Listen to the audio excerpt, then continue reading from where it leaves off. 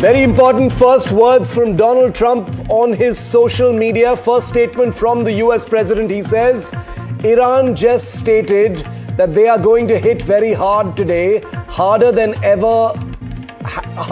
they have ever hit before. They better not do that, all in caps, however, because if they do, we will hit them with a force that has never been seen before. Vishnu, first impressions of this, nothing out of place. This is very much what you'd expect Trump to say.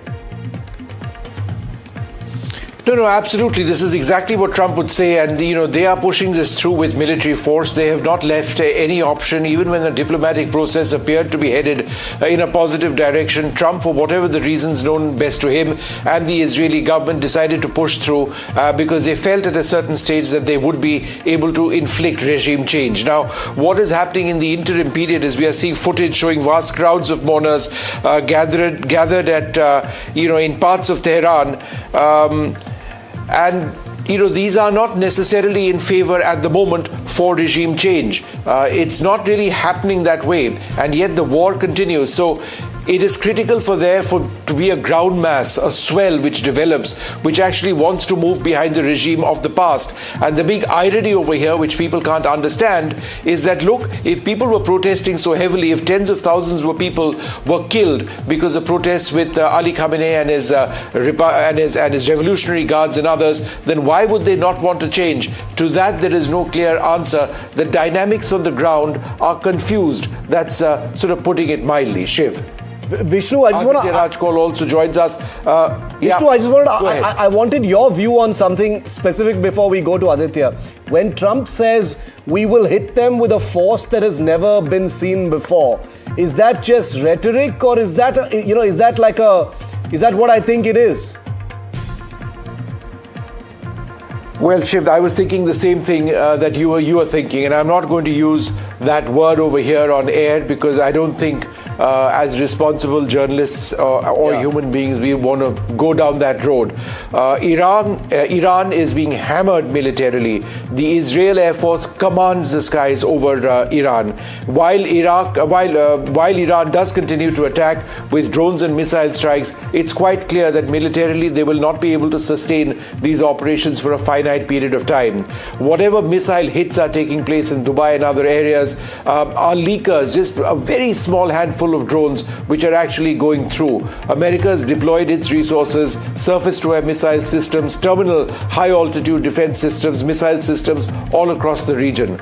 So the writing is on the wall militarily for Iran. If they choose to actually do something with advanced warheads, or you deploy more hypersonics or hit populated areas, then the response would be fast, it would be deadly, and let's hope it doesn't end up that way. It's sad enough that 100 odd children have lost their lives in that attack which took place and hit a school in Iran yesterday. That is correct, and I want to bring Aditya in. He's in Israel, which is most definitely on target today, because this is an Iran where the Supreme Leader has been killed. If yesterday was any indication of what Iran will be prepared to do, today should be assessed as being many multiples of that. What are you hearing, Aditya? I see that you're out of your bomb shelter now. Has the Israeli government said anything? Are we expecting Prime Minister Netanyahu to speak? Well, as of now, the Israeli government is muted, apart from the Home Front Command instructions, apart from the sirens and apart from safety instructions. There's nothing much that has come in.